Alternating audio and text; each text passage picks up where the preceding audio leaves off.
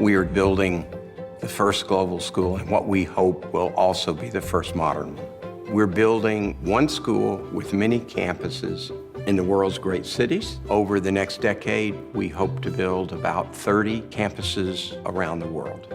Typical school serves children ages 3 to age 18. It serves local students, but it's providing an internationally oriented education to children from the communities we serve.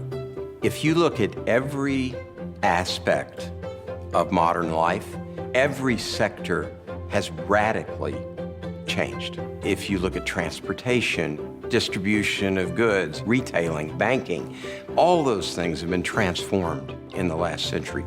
Schools have remained largely unchanged. The traditional school, which this is replacing, is the last of the cottage industries. It's isolated, it sits in a single location, it has no scale, so it can't afford to do serious research and development. The network that we're building, on the other hand, is going to have the scale to do serious research and development and to be a much more innovative force in education. These campuses are located in the most vibrant cities of the most vibrant countries around the world. All of these great places will form a network of opportunities for students. Architecture can do a lot. It creates the right environment, and of course in the school is especially important. It's not just about beauty, but it's also about the spirit of the place. You know, there are places that tell a story, and the story in the school is about conviviality, the sense of belonging, watching other people learning as well, exchange, communication. It's about creativity. It's about staying together and the discovery of a magic moment when you start to understand that you can do something well, you know? We know that learning happens in all aspects of a child's environment, from the moment that they actually start walking onto a campus, and the way that they experience a classroom, the kinds of interactions that they have with their teachers, with other students. These are the things that make a day great.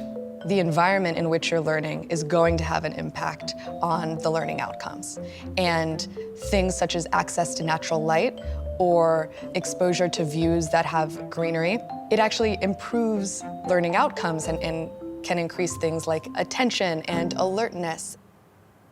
What I'm most interested in is helping children gain a sense of themselves and their own gifts and interests and passions, to understand what their superpower is and to connect that with a global cause.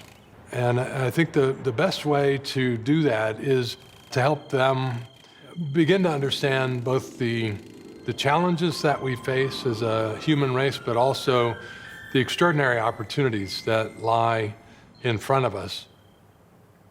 Because we are a school designed for the innovative age, preparing for our students for an unknown future, which means knowledge is important, skill is important, but being able to learn how to learn, I think this is something that we are going to do exceptionally for our students.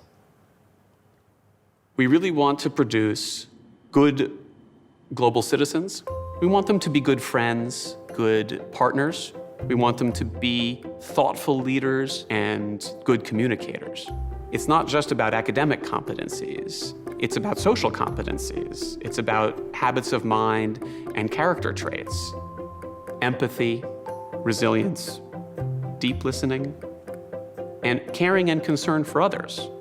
Colleges increasingly want students who have some global capacity, who have fluency in a second or third language, who have had experience living in other cultures. And colleges want that because they know that's what their graduates are going to be doing. Old school was sage on the stage, teacher lecturing in front of the class. New school is all about teacher as coach.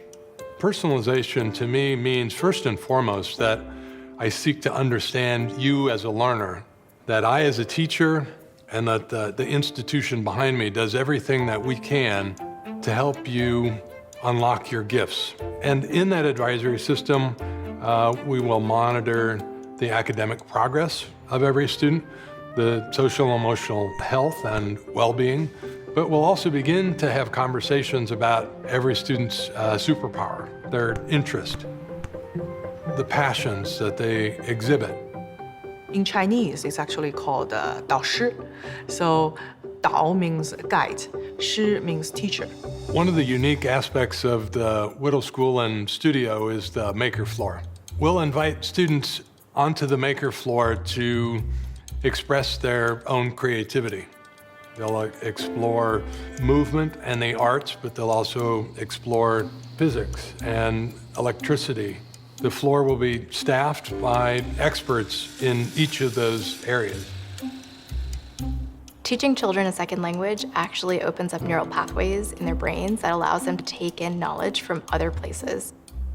Students who are on any one of our campuses will be able to spend time on another campus, either in a short stay or an extended stay.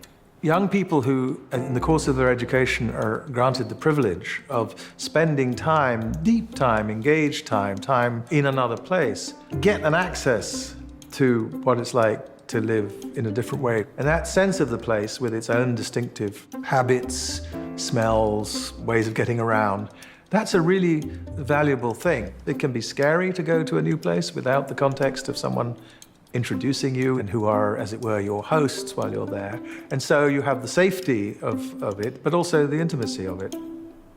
We will be devoting significant resources, about 7.5% of our gross revenue, right off the top line, to ensuring that we give those who are less financially fortunate great opportunities to join our community. And we will also devote some of those resources to education reform in less developed economies and distributed in areas where they're needed most.